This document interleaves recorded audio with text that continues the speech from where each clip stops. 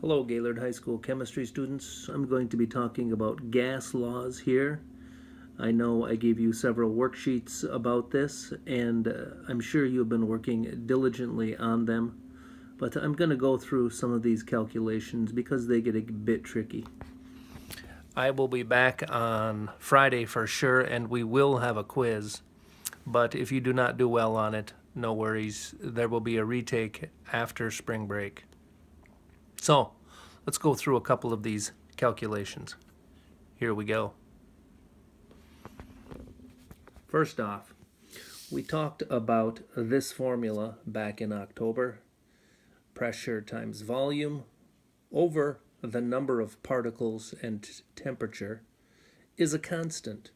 We said that repeatedly.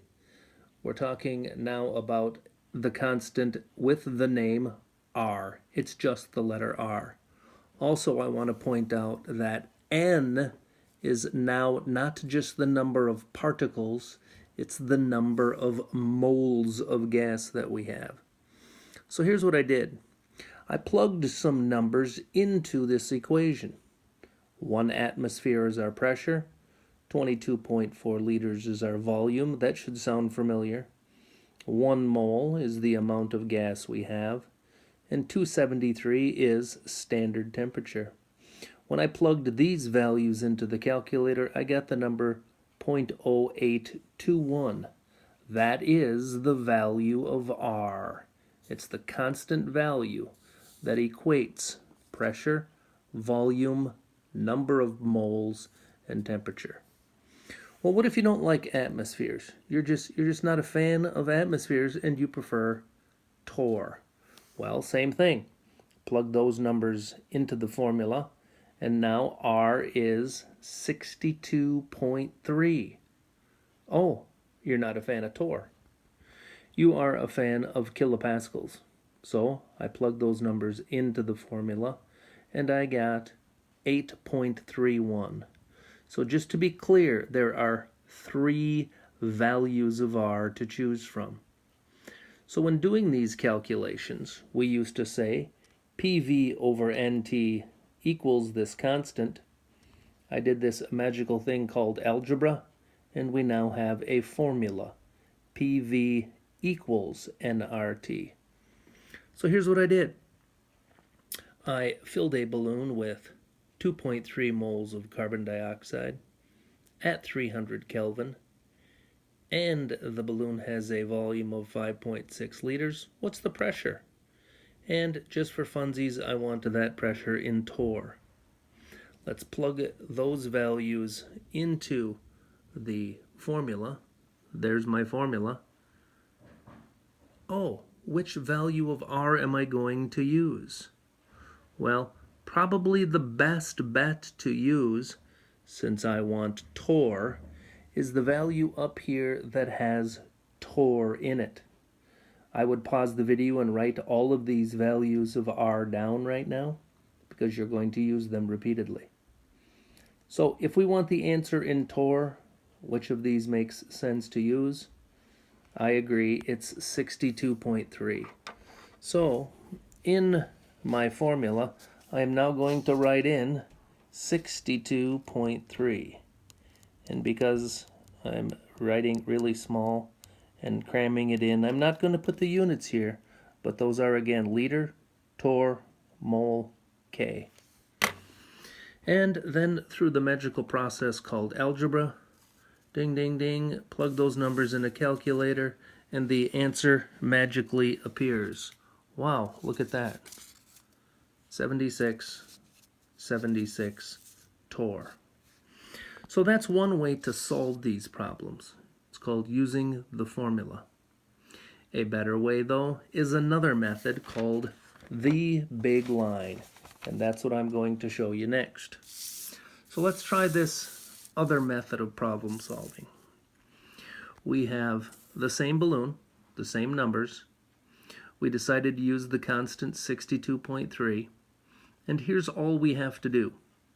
Instead of using the formula, we're going to put all of the numbers on this big line so that all of the units cancel out except torr. We want our final answer in torr. So we need to put all of these numbers on that line. The question is, which number should we put on there first? The 2.3, 300, 5.6, or 62.3? Your choice. Pause the video. See if you can come up with which number goes on the line first. You heard me. Pause the video. Put a number on the line. Good job. That's the same number I put on the line. We're going to put 62.3 liter torr.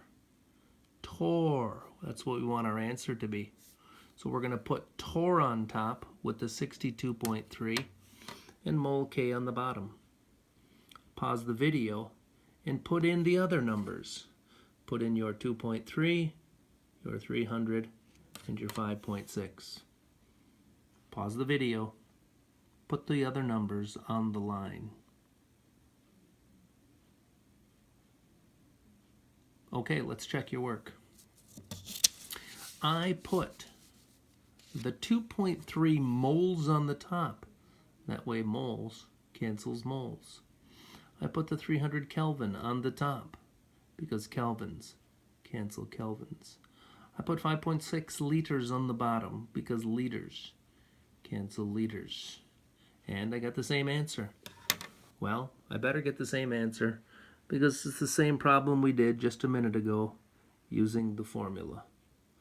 So the formula and the big line and this other way of solving the problem give us exactly the same answer. Okay, let's try a different problem with both methods of solving the problem. This one's a little bit trickier. What is the temperature of 4.2 moles of a sample of carbon dioxide? Doesn't really matter what gas it is. It's at 2 atmospheres, and it's in a 12.4 liter box. I'd like you to do this two ways. I'd like you to try it using the formula, PV equals nRT, and the big line. Try it both ways. Both answers should agree with each other.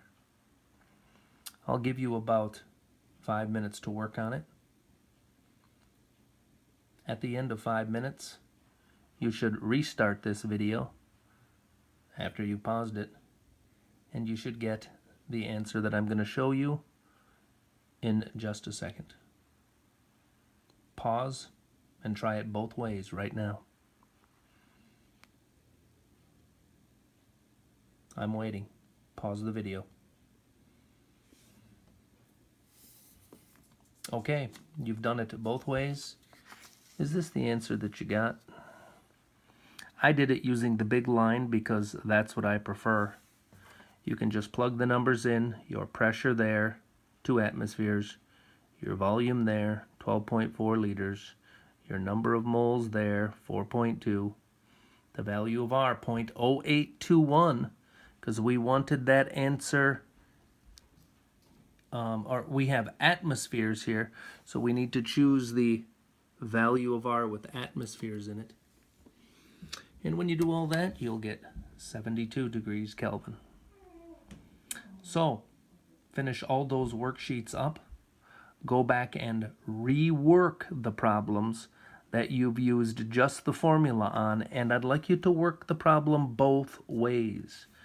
On the worksheet, you'll see both ways can be shown as work. I've split up the worksheet into 2 sides. Thanks for being so attentive, and we will see you on Friday.